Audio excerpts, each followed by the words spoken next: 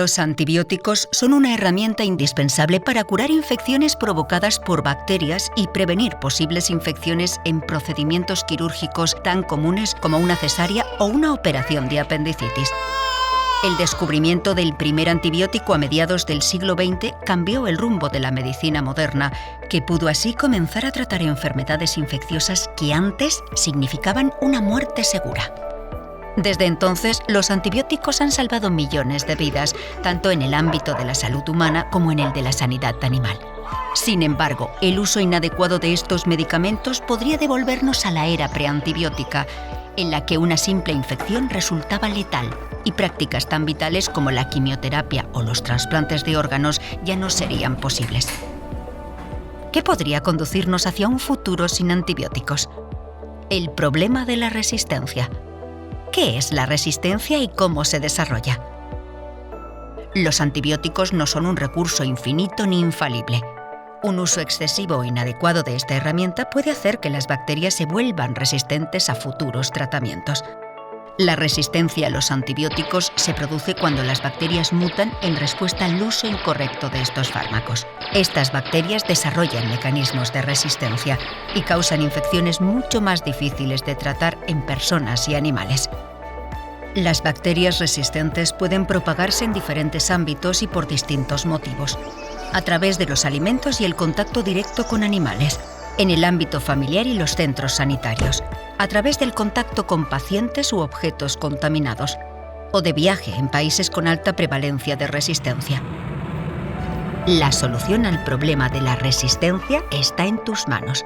Ayúdanos a conseguir que los antibióticos sigan funcionando. Súmate al PRAN.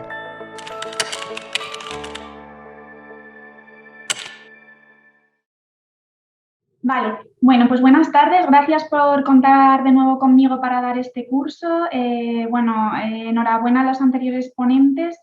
Voy a intentar ir lo más rápido posible por la falta de tiempo y bueno, pues porque ya entiendo que estamos todos ya con ganas de terminar la jornada.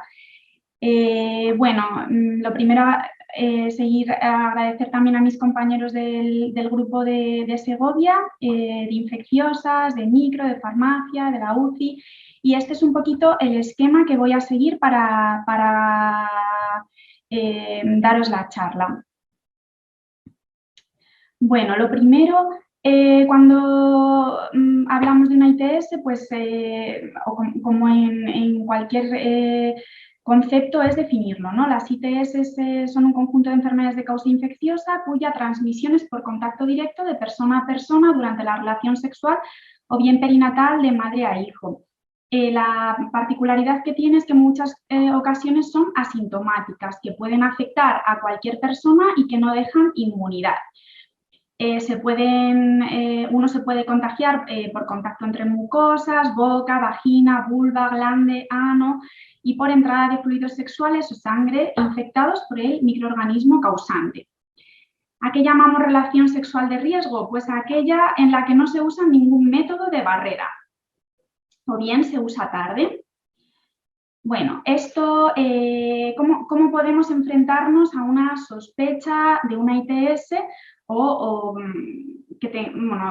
para diagnosticarla? Lo que nos dicen los CDCs, que esto es recogido de la última guía publicada en el 2021, es que para prevenirlas pues hay que hablar con los pacientes, hay que hacer pruebas y hay que tratar, ¿no? Que parecen cosas de perogrullo, pero es muy importante tener estos conceptos en cuenta. Para identificar algo, pues hay que tener un alto grado de sospecha y en todos los casos es importante, pero en las ITS es fundamental hacer una historia clínica completa. Recoger las muestras adecuadamente y de cara al diagnóstico pues hay distintos tipos de muestras que no es objeto de esta charla. Tratamiento antibiótico empírico, bueno, pues las guías clínicas vigentes tenemos locales, nacionales, internacionales.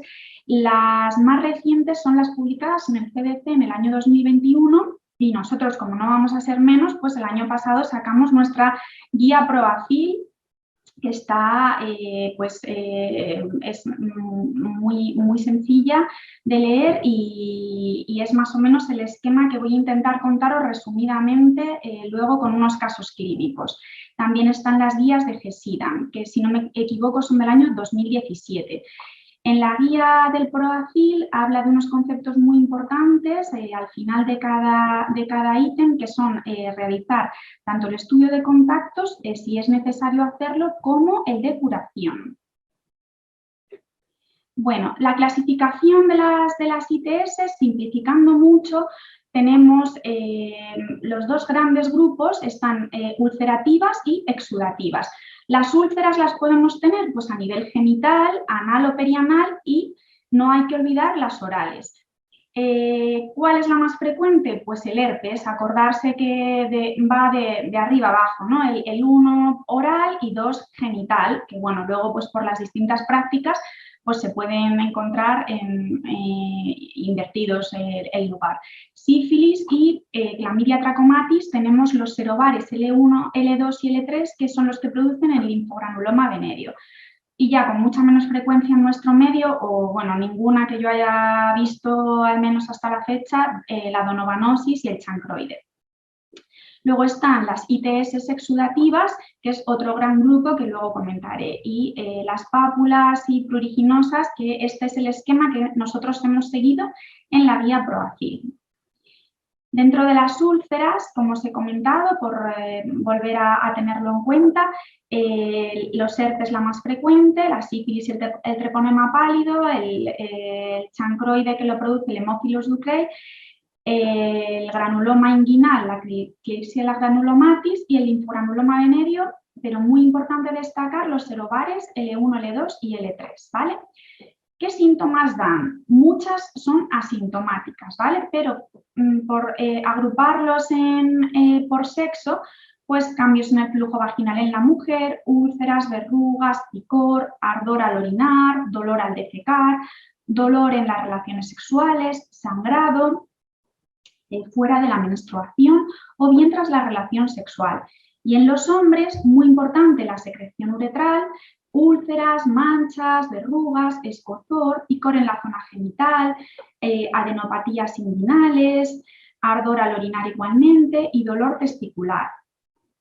Es común a ambos sexos, pues manchas planas, rojizas en la piel y en palmas de las manos, ¿vale? En el caso de la sífilis. Muy importante recordar que muchas ITS pueden ser asintomáticas, por tanto pasan desapercibidas y ahí entramos en tener que tener un alto grado de sospecha y preguntar. Que puede haber síntomas fuera del aparato genital, ¿vale? Recordar cavidad oral, recordar la colitis, que la mayoría tienen tratamiento y curación la mayoría de ellas. Que no tratarlas puede dejar importantes secuelas clínicas en el paciente y también en su pareja. Y, muy importante, la posibilidad de transmisión de la mamá al feto, la transmisión vertical. Bueno, ¿por qué es tan importante este problema? Estos son los últimos datos que hay recogidos del CDC y de la Organización Mundial de la Salud, que lo consideró es una de las 5 categorías de búsqueda de atención médica y esto está ya desfasado porque se consideró como una estrategia de la OMS acabar con las ITS. Hay pues más de 1 millón de personas al día diagnosticadas de una ITS y un grandísimo aumento en adolescentes y jóvenes. ¿Vale? Fijaos de clamidia trachomatis, 2/3 de los casos diagnosticados en personas de 15 a 24 años. Bueno, esto es lo que os comentaba antes de las últimas guías. Estos son los datos recogidos del Ministerio de Sanidad de España. No he visto que hayan publicado nada más reciente de los del 2019, pero bueno, lo que os quería son unas gráficas muy rápidas para que veáis que la explosión que hay, el crecimiento exponencial, aproximadamente desde en los últimos 5 o 7 años, ¿vale? En clamidia, fundamentalmente, gonococo y en sífilis. Aquí lo mismo, el aumento de un 27% en el quinquenio de 2013 a 2018 y de sífilis de un 20%. Esto es la única infección de transmisión sexual que es más frecuente en la mujer, es la producida por Chlamydia trachomatis. Es muy importante tenerla en mente porque puede ser causa de infertilidad, de embarazo ectópico, de enfermedad pélvica inflamatoria, transmisión al bebé y, bueno, un hombre, tenerla en cuenta también, infección testicular dolorosa.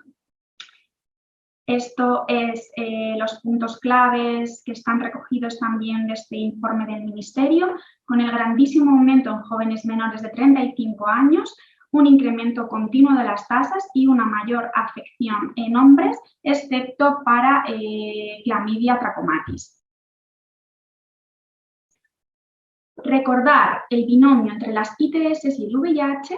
Siempre solicitar VIH ante diagnóstico de cualquier infección de transmisión sexual, que la sífilis y el herpes simple tipo 2 triplican el riesgo de infección por VIH y que estamos ante un problema de salud pública, ¿vale?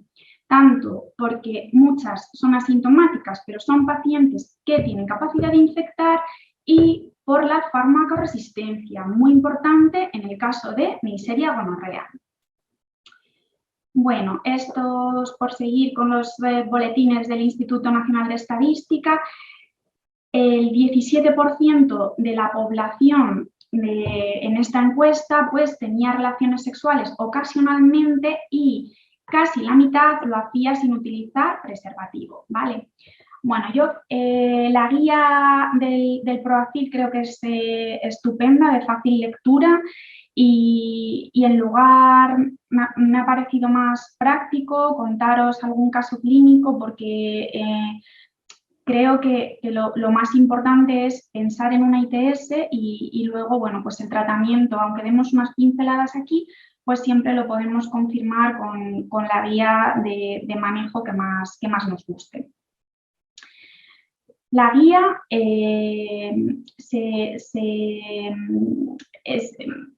está esquematizada de la siguiente forma: en enfermedades que producen úlceras, enfermedades que cursan con exudado, con pápulas y con prurito, ¿vale? Bueno, os voy a contar este caso clínico, que es un chico de 20 años que había sido valorado en atención primaria y venía por una úlcera en el pene que no era dolorosa. Llevaba una semana con la úlcera aproximadamente. Bueno, sí que le preguntamos cómo eran sus relaciones habituales, protegidas o no protegidas, ¿vale? Y aquí, bueno, os pongo distintos ejemplos, ¿vale? Venía acompañado por un amigo que nos enseña estas lesioncitas que le han salido en la palma de las manos, ¿vale? Todos sabemos ahora mismo que estamos pues ante una sífilis. Aquí os pongo otros exantemas que pueden aparecer en la sífilis. Como bien sabéis, es una enfermedad conocida por ser la gran simuladora. Las distintas pautas para la sífilis, pues depende si estamos ante una sífilis primaria, una latente precoz, una latente tardía, o una sífilis terciaria o una neurolues con afectación del sistema nervioso. El diagnóstico es mediante serología. Hay que acordarse en la sífilis de, ante sospecha de afectación del sistema nervioso, realizar punción lumbar, o bien cuando hemos tratado y no baja el título, en torno a 1,32. Se queda ahí mantenido, pues ahí hay que acordarse de hacer punción lumbar. Hacer estudio de contactos y test de curación. A grandes rasgos, destacar la penicilina G-benzatina. Bueno, la sífilis que se ve con más frecuencia es normalmente la pauta que realizamos son 3 semanas en la latente tardía, ¿vale? Una vez a la semana, 2,4 millones de unidades.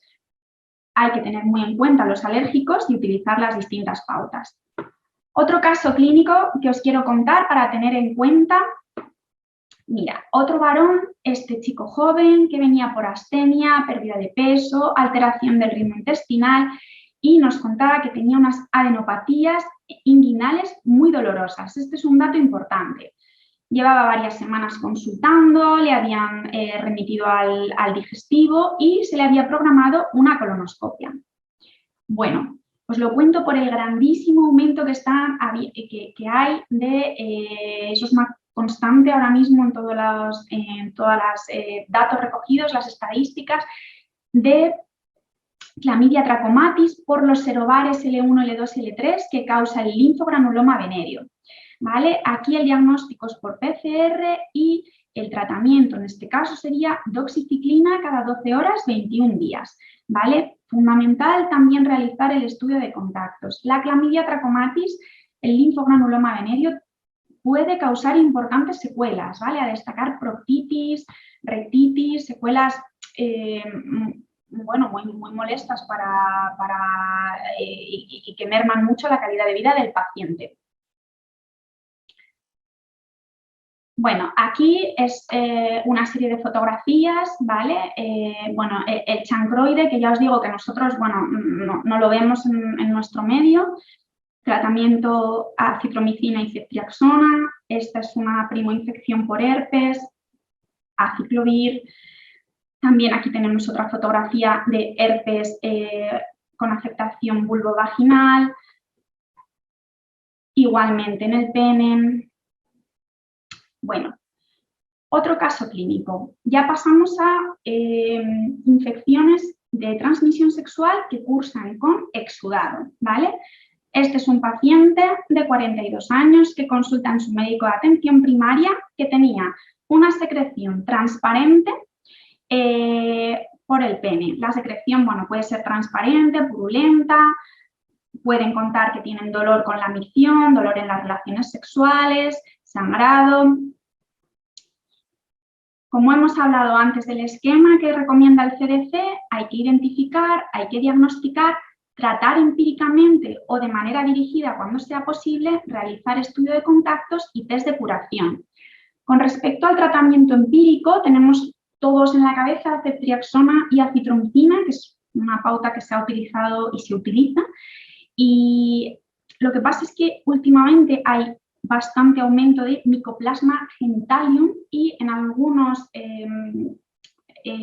guías están empezando a recomendar ceftriaxona, doxiciclina, ¿vale? Por el gran aumento de Mycoplasma genitalium que se está viendo.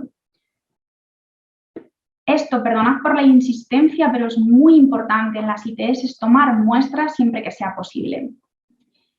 Las infecciones que cursan con exudado, pues tenemos a las gonocócicas y a las no gonocócicas, ¿vale?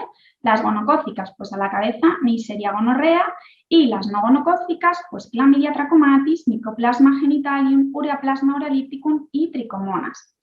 También podemos tener enfermedades exudativas en la mujer, la vulvovaginitis, y dentro de ellas la vaginosis bacteriana, tricomonas y candidiasis vulvovaginal. Bueno, aquí os he puesto, estos son para la toma de muestra, me imagino que en vuestros hospitales serán parecidos los medios de transporte, pero bueno, pues para tener en las uretritis, las recogidas para PCR, sin medio, con torundas muy delgaditas para recoger los exudados uretrales en el varón, y aquí pues para los cultivos, que estas ya llevan medio. Esto, unas fotos por ilustrar un poquito las enfermedades que cursan con pápulas. Dentro de ellas destacan los condilomas acuminados y la papulosis bowenoide, ¿vale? Estos tratamientos son complejos, son tratamientos multidisciplinares que requieren dermatólogo, cirujano e incluso oncología. Y luego tenemos el moluscum contagioso, que solo requiere habitualmente tratamiento en inmunodepresión avanzada, como puede ser el caso de el VIH severamente, bueno, pues con las defensas bajitas. 4 palabras sobre el virus del papiloma humano. Es la ITS más frecuente que se adquiere por vía sexual, pero no se adquiere a través del semen, sino por contacto de piel y mucosas. El uso del preservativo protege, aunque no es 100% eficaz. Puede tener un periodo de incubación largo, es frecuente en la población adulta y los factores predisponentes pues, son el elevado número de parejas sexuales, el inicio temprano de las relaciones y la inmunodeficiencia. en general es una infección asintomática, ¿vale? Produce distintas patologías, la condilomatosis o las verrugas vulvares, las condilomas anales, y algunos de ellos son, dependiendo del serotipo, son oncogénicos y pueden dar lugar a lesiones tumorales, y patología cervical a nivel del cuello del útero. ¿Qué podemos hacer para prevenirlo? Bueno, pues relaciones protegidas, revisiones ginecológicas, programas de prevención ginecológicos, programas de prevención en varones que tienen sexo con varones, mediante la citología y la anuscopia. Y luego esto es una novedad que se ha incluido, creo, si no me equivoco, que es a partir del próximo año, la vacuna para niños. La de niñas ya estaba incluida, pero para niños, con 2 dosis separadas 6 meses, a partir de los 12 años. Bueno, esta fotito del moluscum, para que lo tengáis espero que lo veáis bien, pero hay que recordar, lo más característico es que son lesiones umbilicadas, ¿vale? Que sale ahí, hay como una pequeña depresión. Y dentro de las enfermedades que cursan con prurito, bueno, pues ha estado este verano muy de moda en la prensa hablar de la sarna. Nos han hablado así bastante de la sarna, bueno, yo que haya leído en zonas de Andalucía, pero bueno, ha habido en todos los sitios, yo creo que se ha visto más sarna, tratamiento permetrina e ivermectina, ¿vale? Y luego pues los famosos piojos. Siempre recordar, completar el estudio de otras infecciones de transmisión sexual y solicitar serología de VIH y de hepatitis, ¿vale? Bueno, yo creo que la estrella de este año dentro de las ITS, que no es sensu estricto una ITS, pero no podíamos despedirnos sin hablar un poquito del monkeypox, ¿vale? En nuestra comunidad autónoma es verdad que no hemos sido líderes en monkeypox, pero sí que debemos tenerlo en cuenta. El monkeypox es una infección causada por un virus, que es el ortopoxvirus, que se transmite por contacto, puede ser directo o indirecto, en animales, lesiones de una persona infectada, vómites. De persona a persona, la transmisión es por contacto estrecho, tanto por vómites como por lesiones cutáneas e incluso exposición a gotas respiratorias. En el contacto cara a cara tiene que ser muy cerquita, pero está descrita ese tipo de transmisión. El brote actual parece que está en remisión. Y ahora os diré unos datos recogidos del Instituto de Salud Carlos III, pero bueno, sí que es cierto que ha afectado mayoritariamente a hombres que tienen sexo con varones, varones que tienen sexo con varones, y que en un tercio de los casos la transmisión se produjo junto a una infección de transmisión sexual. El periodo de incubación va de 3 a 20 días y se diagnostica mediante PCR a partir de muestras clínicas. El tratamiento en líneas generales es sintomático. Sí que disponemos del tecovirimat para casos graves y la vacunación en casos seleccionados. La población española, pues más o menos desde finales de los 70-80, no está vacunada de viruela del mono. Estos datos están publicados a fecha 25 de octubre, ¿vale? Ha habido 7.317 casos diagnosticados, fundamentalmente en Madrid y Cataluña, que se han repartido entre los dos un 64%, ¿vale? Nosotros aquí hemos tenido en Castilla y León, en esa fecha, 85 casos, pues un 1,2% del total. En Segovia creo que son 2 casos. Mayoritariamente, como os he dicho, hombres en un 98%, el 60% de los casos entre 30 y 49 años, el 44% eran españoles, el 24% latinoamericanos. Y los síntomas generales por orden de frecuencia: fiebre, astenia, cefalea, linfadenopatías localizadas y exantema en región anogenital. Complicaciones también por orden de frecuencia: úlcera bucal, infección bacteriana secundaria y proctitis. Entre un 3 y un 8% de los casos requirieron hospitalización o bien presentaron alguna complicación. Ha habido en España 2 fallecimientos y en la mayoría de los casos la transmisión se ha atribuido a un contacto estrecho en el contexto de una relación sexual. Bueno, es la infección por monkeypox, que no ha sido la característica que se ha visto en España, al menos no la descrita en distintas series o que yo pues que haya visto fundamentalmente alguna serie de Cataluña, ¿vale? Esta es más o menos como, bueno, como la evolución de la lesión, ¿vale? Y aquí fundamentalmente se han visto pues, lesiones localizadas en algún área, salvo algunos casos descritos en inmunodeprimidos con una afectación pues, más general como la que muestra la primera fotografía. Os quería hablar de la consulta PrEP, que yo creo que es otra de las, no novedad, pero sí estrella del último año en nuestra comunidad. La consulta PrEP en Segovia se puso en marcha en octubre del año 21. ¿Vale? Nosotros en el grupo de infecciosas, pues fundamentalmente con el doctor Bachiller, la doctora Ferreira, ahora está también el doctor Eliza, y es una consulta de profilaxis preexposición para evitar la transmisión del VIH en personas que obviamente tienen relaciones sexuales no protegidas. ¿Qué se hace en esa consulta? Se hace un despistaje de infecciones de transmisión sexual basal y luego en cada visita realizando una toma de exudado rectal, faríngeo y uretral. Creo que me ha faltado antes un cuadrito en una diapositiva que no sé por qué no ha salido, que es la regla de las 5 Ps de cara a hacer las preguntas en la historia clínica. Hay que preguntar por las parejas sexuales, para la prevención del embarazo. Bueno, ahora os busco la diapo porque no sé por qué se ha borrado.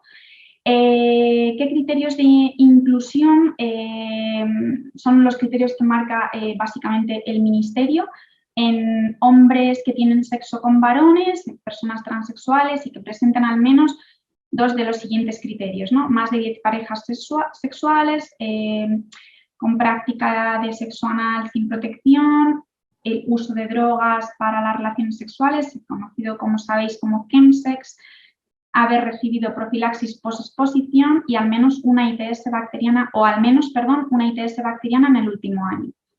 Y en las mujeres, pues, mujeres en situación de prostitución que no utilicen preservativo y usuarios de drogas inyectadas con prácticas de inyección no seguras, sin uso de preservativo y con 2 de los siguientes, que es prácticamente superponible a lo anterior. Bueno, esta es la consulta, estos son datos recogidos, bueno, hasta el mes pasado. Había en nuestra consulta 17 pacientes, el 100% varones, ¿vale? Y os he puesto esta diapositiva que me ha prestado Pablo, porque queríamos resaltar la importancia de buscar las infecciones de transmisión sexual, ¿vale? Estos son personas asintomáticas que han venido a la consulta, ¿de acuerdo? A las que se ha diagnosticado ureaplasma, gonorrea, clamidia trachomatis, sífilis, mycoplasma genitalium y virus herpes simple tipo 1 y tipo 2. Mensajes para llevarnos a casa. Las guías yo creo que son un apoyo excelente, ¿vale? Yo, bueno, he preferido contaros un poquito, tal vez una clase resumen sobre ITS con alguna pincelada de las guías, porque creo que yo no puedo mejorarlas y son, lo que sí quería deciros es que son un apoyo excelente, pero nunca pueden sustituir ni la sospecha ni el juicio clínico, ¿no? Las ITS necesitan que sospechemos en ellas, que las pensemos. Debemos preguntar a los pacientes sobre las prácticas sexuales. Debemos ser asertivos, animarles a que nos hablen y a que nos cuenten. no juzgar y simplemente recibir la información que ellos nos tienen que dar y de una manera en la que se sientan cómodos. La anamnesis en muchas ocasiones debe ser dirigida y necesitamos que nos cuenten cosas que normalmente no le cuentan a nadie, ¿vale? Y sí que hablar de la importancia del laboratorio de microbiología, como en la mayoría de las sesiones previas, el trabajo de todos los que nos dedicamos a infecciosas, la relación con el laboratorio de microbiología es una relación de cercanía en la cual recibimos siempre ayuda y orientación, tanto para la recogida de muestras, el tipo de hisopo. Es mucho mejor preguntar antes que mandar un hisopo con medio, que esa muestra se pierda y perder una posibilidad diagnóstica. Bueno, os pongo esta campaña que a mí me encanta. Esto me parece que vale para todo y para todos. Bueno, pues que este es el aspecto de una persona con VIH o con cualquier otra infección de transmisión sexual. Bueno, pues el aspecto de cualquier persona, de cualquiera de nosotros o de cualquier persona, ¿vale? Ante toda ITS, por favor, VIH. Y nada más, yo creo que esto era lo que yo tenía preparado para contaros. Pues muchas gracias, Ana. Las presentaciones siempre de enfermedades de transmisión sexual pues son muy llamativas por la iconografía y bueno, no es cuestión de que haya que mejorarla, siempre lo hacéis perfecto, enhorabuena por la presentación y además es que yo creo que hay que siempre seguir hablando de ellas porque es muy importante hablar de las enfermedades de transmisión sexual tanto para poder prevenirlas como para poder tratarlas y que no dejen lesiones, porque uno de los grandes problemas es ese, que tenemos que dirigir la anamnesis, hay que preguntar por cosas que a veces nos encontramos muy incómodos también, ¿no? Los médicos preguntando y porque notas que el paciente se encuentra incómodo y que les pueden dejar graves lesiones. Sí, hombre, por ejemplo, cuando preguntamos pues, por el número de parejas sexuales, ¿no? Pues de repente te dicen en el último año 60. Y claro, si tú dices, madre mía, pues a lo mejor ya no te cuenta nada más. Tú dices, 60. Bueno, lo pues normal. bien.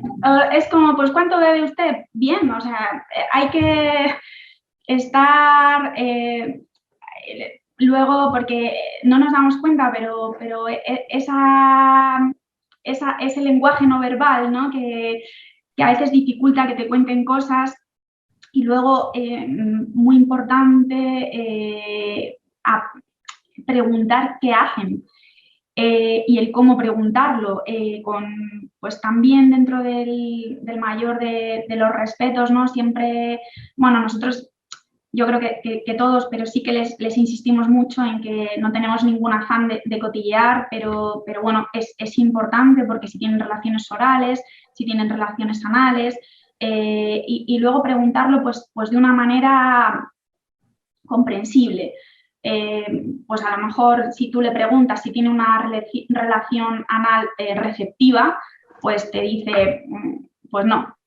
Pero claro, si se lo preguntas pues con un lenguaje pues más cercano o que si hacen pues una felación o bueno, pues es un poquito más fácil encontrar ese clima de confianza que sí que hace falta. Sí, yo creo que sobre todo hay que explicarles por qué se lo preguntamos. O sea, es decirle, mira, te voy a hacer este tipo de preguntas porque dependiendo de las lesiones o de lo agresivo que sea el sexo que practicas, así van a ser las enfermedades de transmisión sexual, ¿no? Porque no es lo mismo mantener una serie de relaciones para esta transmisión, porque al provocarse lesiones en la mucosa, mucho más frecuente que puedas tener ese mecanismo de transmisión. Entonces, yo creo que si le cuentas cuáles son los riesgos de ese tipo de relaciones, probablemente te los cuenten. Sí, probablemente. ¿Sabes? Y es lo mismo que con los niños adolescentes, ¿no? Que no puedes juzgarles y que si a lo primero que te dicen ya dices qué estás haciendo, ya no te siguen contando más, ¿no? Entonces... Sí, luego también yo creo que tenemos que valorar es difícil porque no tenemos un programa establecido que nos facilite hacer el estudio de contactos, pero sí ofrecerles, que lo he dicho 2 o 3 veces, pero es verdad que en la guía está muy bien puesto, ¿no? A quién hay que hacer estudio de contactos, cuándo hay que hacer estudio de curación. Sí que tenemos que animarles a ser prudentes una vez diagnosticada de su ITS. Ellos, o sea, normalmente, quitando algunos casos, pero si tú a alguien le dices que está en un periodo en el que a pesar de que le hayas puesto un tratamiento puede contagiar a alguien, yo creo que la gente es prudente, puede hacerte caso y normalmente, y luego pues ofrecernos para ser ese vector que pueden necesitar, si quieren, para completar el estudio de contactos, porque de alguna manera el contaros los datos de la consulta PrEP, que en nuestro caso, bueno, pues es una N pequeña, pero yo creo que debe ser superponible a los... es porque son pacientes asintomáticos que han venido voluntariamente y en los cuales en más de un 60% se ha diagnosticado una infección de transmisión sexual. Es muy importante porque se ha cortado cadena de transmisión ahí y eso pues ese estudio de contactos es, claro, es muy beneficioso. Y sí. Y además es que, o sea, nosotros cuando hemos hecho lo mismo que vosotros, tenemos más o menos la misma estadística en cuanto a la PrEP.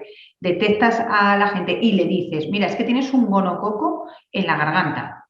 Y entonces se quedan como diciendo, pues es que no he tenido absolutamente ningún síntoma. Y dices, pues ves, es que se quedan asombrados y hacen más prevención. A nosotros nos han contado que hacen más prevención desde que les hemos diagnosticado, porque cuando vienen a la consulta dicen, no, yo nunca he tenido una enfermedad de transmisión sexual. Tengo 20 parejas cada 6 meses diferentes o tal. Y luego después cuando le dices, no, sí que la tienes. Entonces dicen, pues parece que voy a tener que tomar medidas. Sí, entonces yo creo que se conciencian. Eso por un lado, y luego por otro lado, pues saber que el tema del chemsex, pues bueno, pues hay ya muchos artículos que no le restan importancia a que, hombre, pues practicar chemsex, más allá de que uno quiera ser asertivo, pues no es... No entra dentro de, pues bueno, no deja de ser una utilización de drogas de abuso y que a esa persona que nos está contando que practica chemsex, pues sí que podemos intentar ofrecerle una ayuda pues en cuanto a salud mental, porque eso, pues ya hay mucha literatura al respecto, ¿no? De eso. No, sí, y sobre todo darle importancia, porque el chemsex está haciendo mucho daño.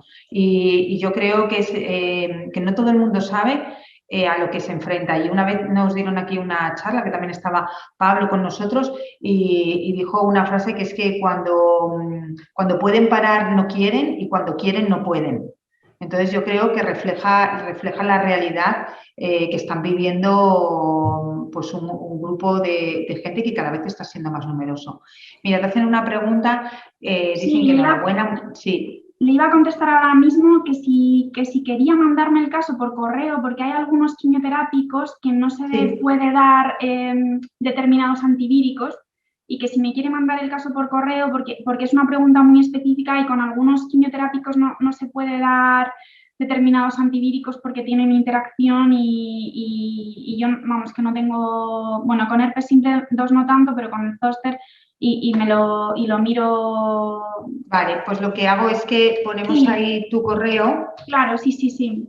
A ver, voy a ponerlo ahí, que lo copio porque lo tengo aquí mismo en el ordenador. O sea, a bote pronto le respondo que sí, pero prefiero que eso es.